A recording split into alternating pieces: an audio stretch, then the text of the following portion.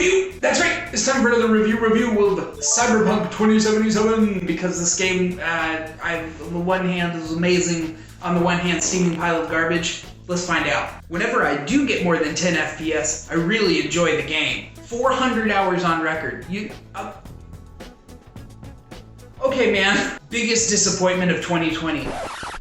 This Cyberpunk was your biggest disappointment of 2020? The whole year. There's nothing you can think of that happened this year that was worse than Cyberpunk. Absolute bliss with an RTX 3080 and a Ryzen 5900X. Where did you get a 3080? Tell me! Tell me! Bruh. Can change PP. 10 out of 10. Side missions are very important for the ending, and city acts like dead. Render distance is so bad, and hitting with weapons feels numb. Unbelievably long cutscene simulator 2077. The cutscenes in this game are so long I actually died of old age, and I left a note to my daughter to finish writing this review for me. Cyberpunk 2077.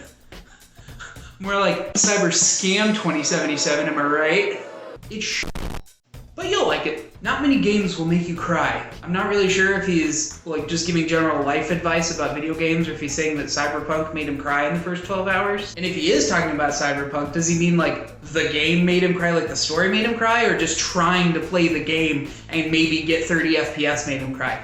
Who knows? This one's a mystery. We're gonna solve it together. After spending $60 and seeing all the bugs, it felt like getting my bleep ripped through my wallet. It's 4 letters, but I can't tell what they're trying to say. What curse word are they using? Let me know what you think in the comments. I'll pin my favorite. Cyberpunk 2077 made me never want to spend money on games again. 100 hours on record. This comment was written like 2 days ago.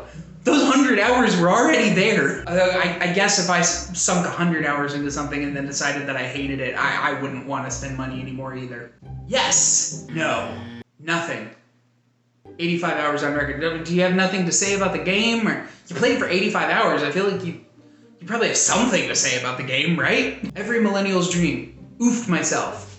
10 out of 10. A masterpiece stuck in the shell of a failure. Playing Cyberpunk is like eating a pizza with a ton of nails sprinkled on top. Yes, it kind of sucks, but it's still pizza. And pizza is pretty good. Pizza with nails on it is not... It's not still pizza. It's not still worth eating. Where have you been getting pizza, dude? Poggers, the game is working on my RTX 1080 with 16 gigs of RAM. I'm having a blasted. We'll be upgrading to 32 gigs of RAM later this year. P.S. Selling my PS4 Pro this week. This feels like a Craigslist ad more than a review. Like, hey, if you're selling RAM, any more RAM, if you want to buy a PS4, I'm selling my PS4. He obviously bought the game on PC and not PS4, so he's not this is not a scathing indictment of how the game performs on PS4. I don't understand.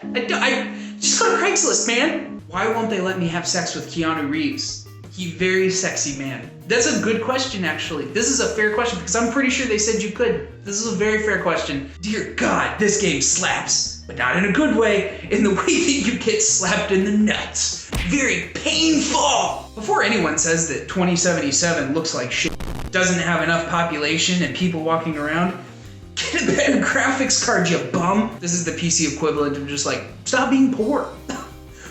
Just buy a better graphics card. Just pay $2,000 to a scalper and get a better one, you idiot, you stupid poor person. Far too much cursing and nudity in this game. 263 hours on record. Also, did you even read the rating? The ratings list is very long. It clearly says language and nudity. You knew what you were getting into. Obviously, you enjoyed it. It's good. Very bug though. I haven't actually played 2077, don't plan to, but if you've got more games that you think we could do a review of, let us know in the comments below. See ya!